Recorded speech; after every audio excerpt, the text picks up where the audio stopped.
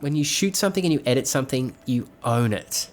It becomes yours. You know, you can tell someone, oh, can you sit on this bench and say these lines of this person? I'm going to film it. I'm going to put this music over it. I'm going to edit it this way. And all of a sudden, that moment, that feeling, that setting, that visual, that audio, it's yours. And it's a really good feeling because all of a sudden, you get to control what shouldn't be able to be controlled. And that's life. And you own it all of a sudden. And it feels incredible.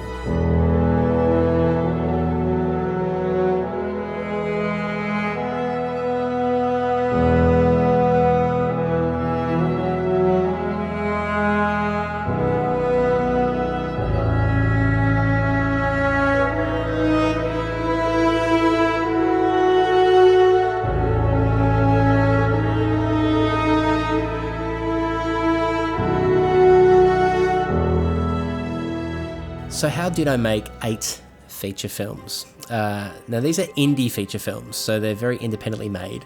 Some have a bit more money behind them than others. Most of them are quite cheaply made, but they don't look as cheap as you might think. And it's a really weird thing, like a film really isn't anything. A film is light. It's a very, very slim, minute layer of light that is projected, and there is invisible vibrations that coexist with this light in the air called sound, and you mix them together and you have a story that gets told and your brain sort of fills in the blanks. I'm really proud of all of my films, even the ones that people don't like that much. I love them. I love them all. They feel like my children to some degree, and they're all very different from each other. I started in high school. A friend of mine got a video camera, and I remember my mind sort of opening up to these possibilities because of creating stories. I was already into magic and comic book artistry, and so something like filmmaking just seemed to feel like a natural progression. And I'm sure a lot of people are similar to me in that sense, that you first hear that all you need is a camera these days to make a film, and that's very true. Filmmaking technology has come so far, and I'm so lucky that I was growing up in this setting where filmmaking was so hands-on cheaply. I remember sort of joking with friends when cameras were first sort of going into the digital realm, especially with mini DV when that first came out around 2000. I remember us joking that, you know, one day you'll have a camera and you can just film in the dark and you can see stuff, and that was a joke back then. So I'm going to go through some of my films and just I guess discuss of what I went through to make these films and the processes, the tips, the tricks, the troubles, the tears. It can be extremely stressful, but for some reason there's something in me that just keeps pushing forward. I don't know what it is, and I think a lot of people are similar to me in that sense, that you just have something in you and you can't really get rid of it. It's like an itch that you just have to keep scratching. As bad as that itch gets, you'll always keep scratching it. So we used to make a lot of comedy skits with cameras. We thought they were really fun, little short films. That's where it all started. And I don't really remember getting the itch to make a feature, but it just happened very naturally. I had some friends and we started shooting some scenes for some reason, and all of a sudden I was like, oh, I think you guys should come back, next weekend and we'll shoot some more stuff. And that started off a movie called Cinnamon Rain, which took me over a year to make. I look back at it now, it's pretty bad. But that's what you have to get these things out of your system, I guess. And we had a lot of fun making that film, and that was just a very indie, really just a muck around sort of movie. I learned a lot about editing on that. I edited on a system called a Casablanca, and I remember making films on this and having to sort of do half the film on the Casablanca and then switch it over to another system and sort of mix and match things to get the final film out, which was just crazy. But that's the things you put up with. In year 12, I wanted to make a film about a girl that was on Earth by herself. And I thought the movie should be called No One. I wanted to shoot it in black and white because you're in year 12 and you think it's cool. And I went out and shot this film, and we shot for maybe about a week or so. We shot around streets that had no one in them. I thought it would be a really effective idea to shoot something that had no people in the scenes. I thought it'd be visually interesting. And then I sort of made this little mythology about why she's alone and this sort of cool ending that my cousin was involved with. I edited this film together on the Casablanca, And I think I finished it in iMovie because I remember we couldn't export it for some reason in the Casablanca, so it had to be finished in iMovie. And I remember quite liking iMovie. It looked a lot clearer on the screen, it looked dramatically clearer, because it was like a Firewire cable, I think, that went between the camera and the thing. And I remember I had actually already bought my very first video camera. It was a little, I've got it here somewhere. So this was my very first video camera. It's a JVC DVX8, GR DVX8. I remember having lots of issues with the DV tapes. You know, sometimes you couldn't export them for whatever reason. But I shot the film on this, and the battery would last maybe about half an hour each time, and I had 2 of them, I think. I haven't taken this battery off, and okay, it does come off, yeah, still, battery's still good. And I remember my teacher was somewhat impressed with the look of it. And so I went out and just shot all these interesting scenes for this movie, put a lot of music on it, finished it, and I was lucky enough to get it into this Top Arts festival that we have in Australia, where it's, you know, like the peak of VCE excellence. If you're in year 12, it's kind of like the top arts. I got incredible, you know, end of year scores for filmmaking and editing, but everything else I failed in, basically. I finished high school. I sort of was working at video stores, worked at Blockbuster Video in a place called Doncaster for about 5 years. And I loved it there. Like, the video store scene was amazing. Like, the VHS world at that time was huge, and we would just cross it over to DVD, so that was fun as well. No one could believe you could fit, you know, a movie onto a disc. That was just a big deal back then, but we could. I went off and studied at the VCA, which is the Victorian College of the Arts. I didn't really learn anything at the Victorian College of the Arts, but I did meet people, and that was the biggest thing, getting to meet people and network and learn from other people. And then I decided I wanted to make another feature, like a proper sort of feature. So I got the actor that I had from Cinnamon Rain, and we hired this new girl, Amy, and we went off and shot this movie called The Follow. And it took me 2 years to make it. It goes for, I think it's just about an hour in length. And it's about a girl who decides to have her memory removed of her friend that has died so she can cope with her schooling. But something sinister happens and she starts to remember this location. She doesn't know why. It's set in the future. It was a lot of fun to make. Once again, I shot it on the same camera. Shot it on the little tiny camera that I used my high school stuff on. And I just learnt a lot. It was the first time I'd used a reflector on a film. Like, you know, we had this reflector thing sort of sitting up. So I love the light that gave. It sort of boosted people's light, probably a bit too much sometimes. And we shot, it was like, you know, maybe once a month, maybe twice a month, all over the place. You know, borrowed friends' studio apartments, filmed this giant pine forest as well. I remember trying to get permission from our, you know, Parks Victoria or something, I think it was called at the time, and no one would get back to me and give me official permission to shoot in this pine forest. So we just rocked up with our cars and just shot it anyway, and that sort of was a touchstone for a lot of things in filmmaking, where you just kind of just do it, because if you really do ask for permission, you're going to get a lot of no replies or no's. Stupidly now, I look back at this now and think it's ridiculous, but we went to a hospital emergency room and shot a scene, a real hospital emergency room and shot a scene. And I was pretending to be on the phone with my camera filming this little scene.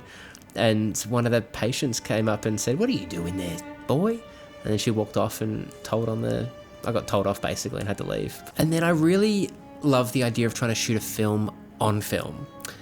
And this kind of freaked me out because I knew how expensive it was going to be. So I was about 25 years old, took out a $10,000 bank loan and rented some 16mm cameras and shot for 2 weeks on this movie called Luna.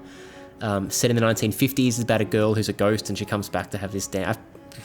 My stories got better eventually, but it's this ghost girl sort of story. It's a ghost story in the 50s. Had a lot of 50s cars, a lot of 50s dances, all that sort of stuff in the film.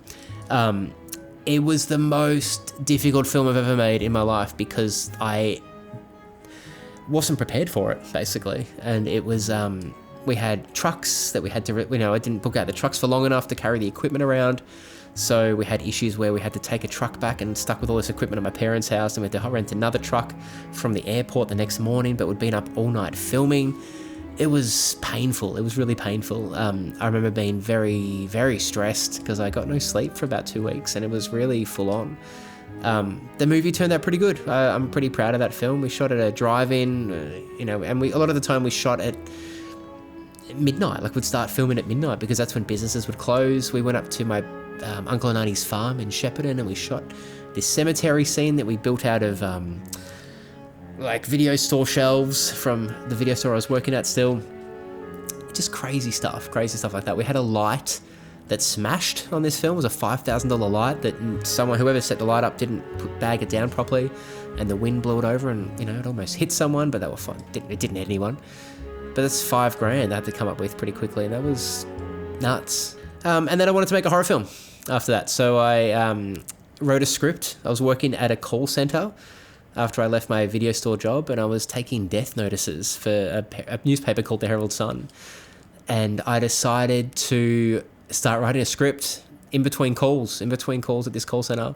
So I'd take a call, I'm sorry to hear about the passing of such and such. I'd write down the notice, and then I would be writing a script. And so I, sit there and type away this script. And I started writing this horror film about a bunch of kids that hang out at this cinema during a horror movie marathon. And one of them is actually trying to make a horror film at the same time. And I called it Cinemaphobia. And I took the script to a local cinema. I took it to a few local cinemas, got turned away by most. But I went to this one cinema in Baronia. We went and saw a movie. I think it was The Golden Compass, from memory. And we sort of sat through this film. I took the script up to the manager at the end and I said, I'm a filmmaker, I'm looking for a location. And he's kind of like, oh yeah, that's fine. Just come in next week and we can discuss it. He was just happy for us to be there. And I've kept in touch with Tom ever since. I saw him last week. So they've been amazing to us. Metro Cinema in Baronia. So we ended up shooting for 41 days in a cinema for this horror movie called Cinemaphobia, and it was heaps of fun because we sort of had the place to ourselves somewhat. I think the son of the owner, Chris, he sort of looked after us, and we got a lot of popcorn, and we got to watch movies in between takes and stuff, and it was just a magical experience. So we would start filming at midnight most of the time, and I think the actors weren't really prepared for that, but we were all young. And we had a lot of fun, and we had this killer called Mirror Face, a guy that wore a mirror on his face.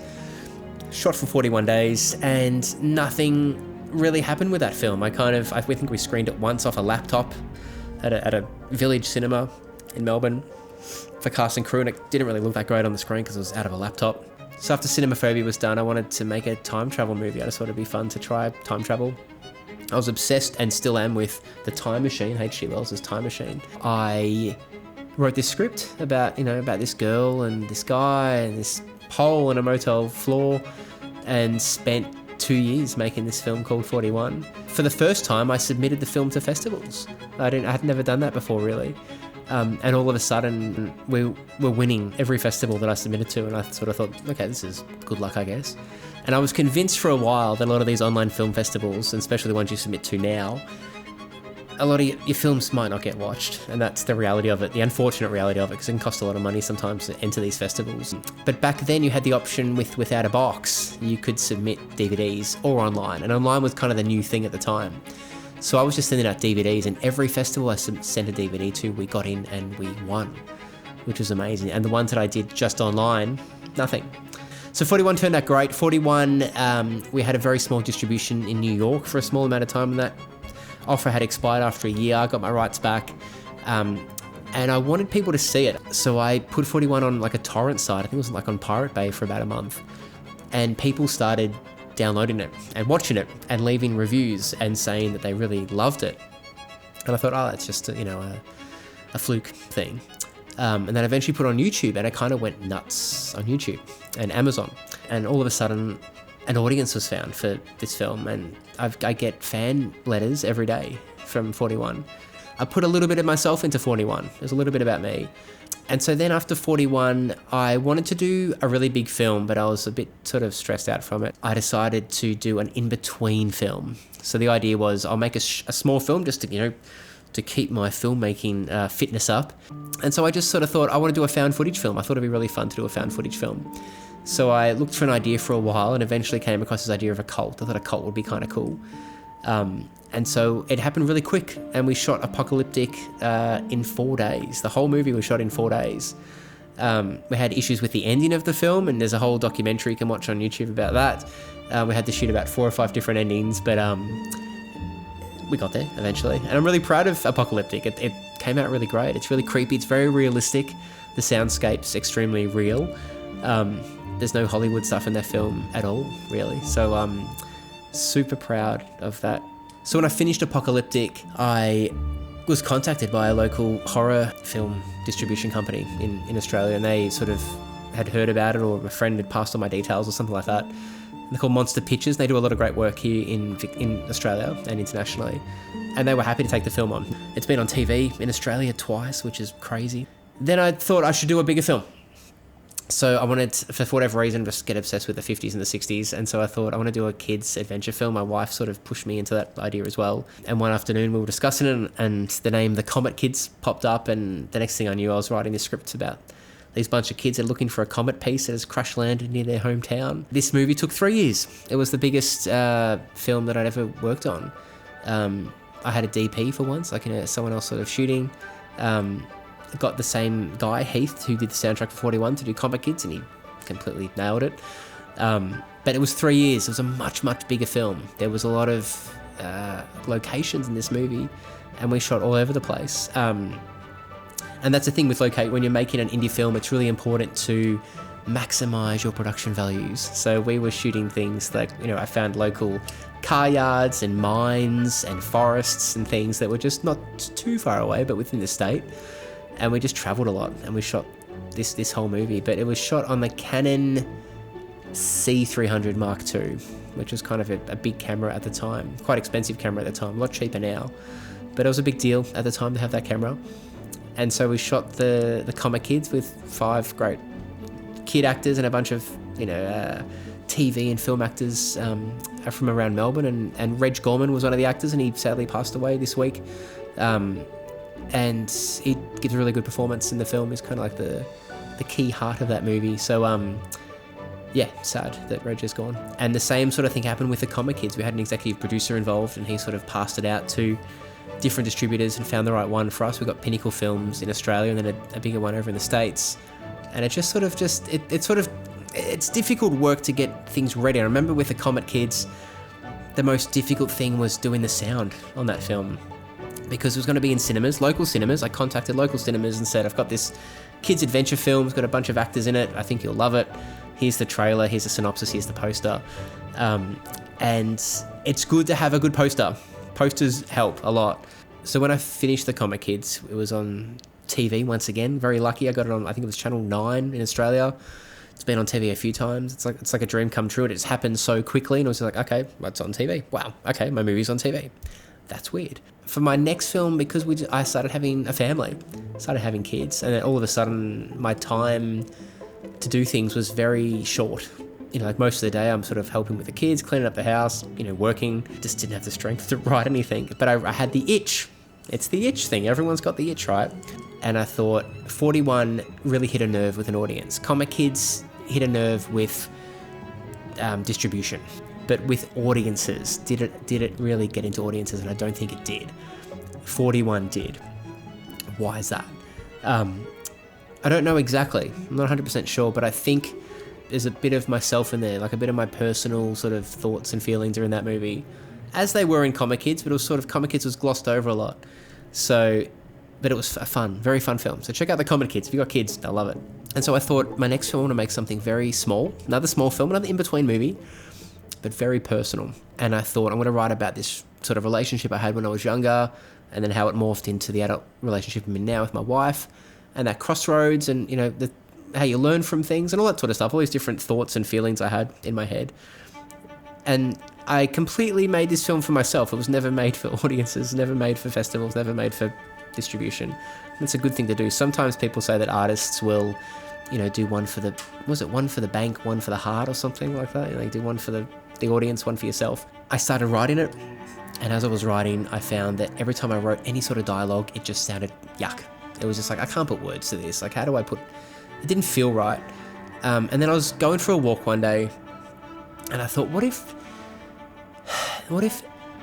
the characters don't say anything?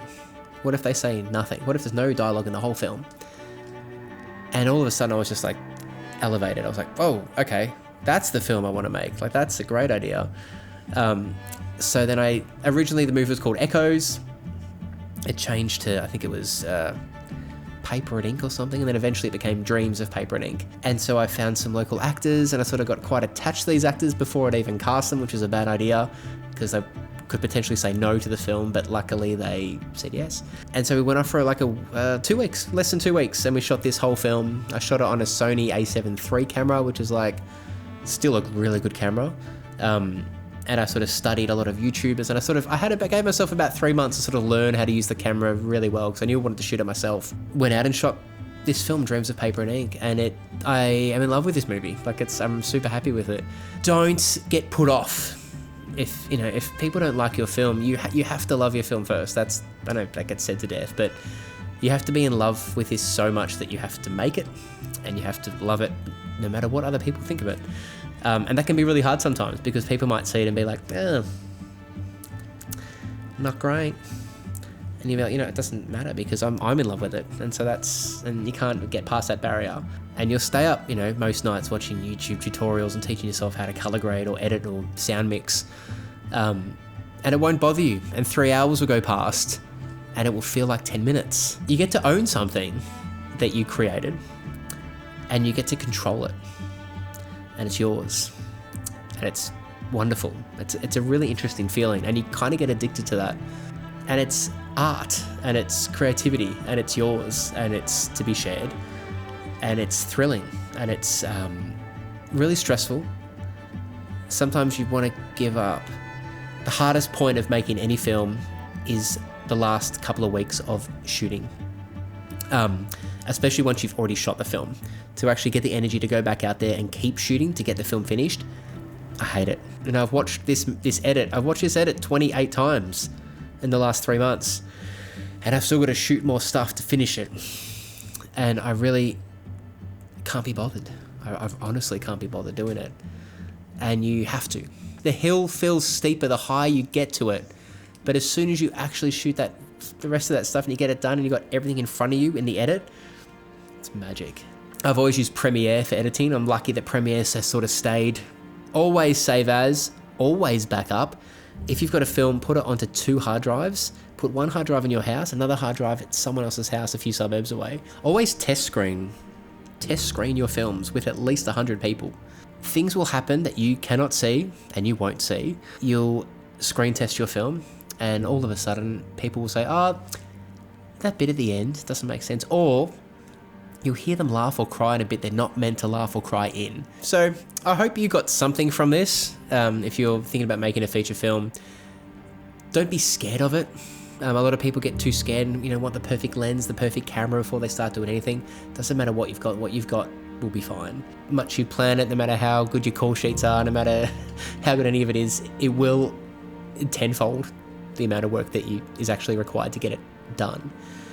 And it can be overwhelming, and it can be stressful, very stressful, and it can give you nightmares and the shakes and panic attacks and all sorts of stuff that can sort of, because you want it to be perfect and you want it to be your vision, and you're trying to take something that's not perfect, which is real life, and piece it together in a puzzle that you've made, and you've already set the pieces out. You just got to find the right colors and, place them all down, I guess. Yeah, my name's Glenn Triggs, indie filmmaker. Thank you for watching. I really do hope you got something out of this. And yeah, subscribe. That's what I meant to say, apparently. If you have any questions or comments, just read below. I've got a lot of making of docos on my channel, so just go through and you'll see making of Comet Kids, 41, Apocalyptic, everything's on there. Really in-depth sort of making of docos and stuff you can check out, which I really enjoyed making. Yeah, hope you enjoyed this, and I will see you in the next video. Thank you.